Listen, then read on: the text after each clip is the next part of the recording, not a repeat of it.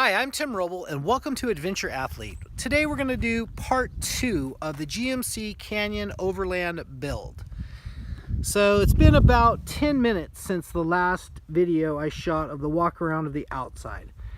And I've unfolded the tent, got the annex zipped on, and some of my drawers pulled out, my camp table set up, my solar shower, which is a weed sprayer, painted black.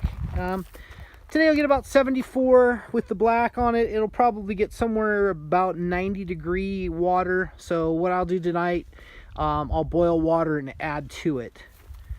But this is what she looks like from the outside, all set up.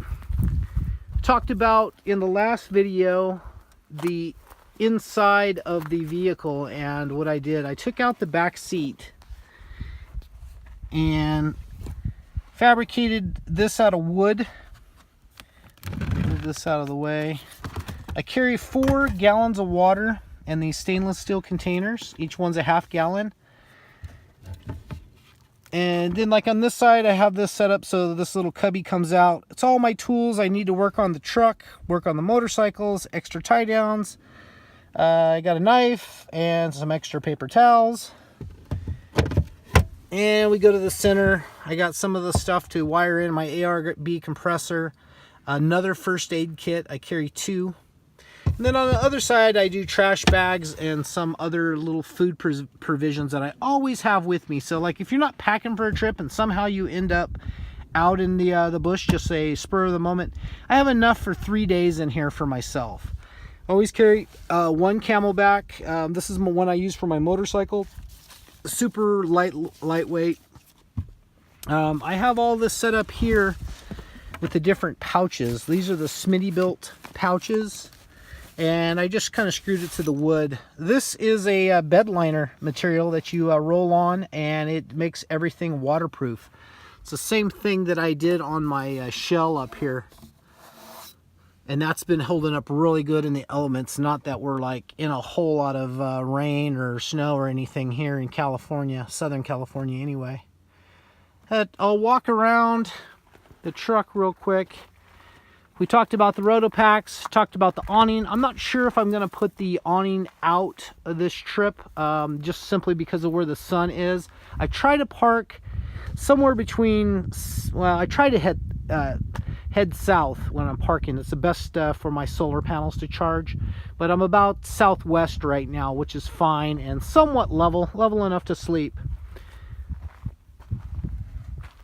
But you see, I've built a box out of birch, and it's got the rhino line on it. And this is the first one that I did, and it's friction slide. So it's just a box basically within a box. Stays waterproof, good to go. Slides out, slides in. Got my little spice rack, silverware utensils, pots, pans, stuff for my shakes. I have a coffee grinder. Some of the things that's most important to me, especially out camping. 1, I got a place to go to the bathroom. 2, I like good coffee in the morning. I like 3 cups of coffee. I have my NutriBullet here, and I do protein shakes, recovery shakes, Hammerite, whey protein, and some Vega protein for my recovery. Cook with olive oil, and just real simple stuff. Little buddy heater in there, an extra extension cord in case I'm somewhere where I could plug in and not have to worry about solar, but I've never ever used it. So something that I don't use, I may be pulling out. Every trip I make a list, and I put things in the front seat of things that I'm not using. So this just slides back in, and the friction's really not bad. Now I bought some slides after the fact, and I mounted these in a probably not the right fashion that you should. They should be mounted up and down and on the sides, because that's where they're designed to carry the load. But I'm just careful when I slide it out. I got a floor jack in the back, so that kind of counterbalances everything. And then as I load it, I just put it in as it goes in. So it's not really putting a lot of weight on that, but I think if I probably put too much out here, 50-60 pounds, it may split those tracks apart, because you know they're just pressed together. And I built this. This is all out of birch, 1/4-inch birch. And I used a propane torch to get the effect on it. Hole saw with a jigsaw to cut the holes. And it slides in really nice. Talked about the solar panel.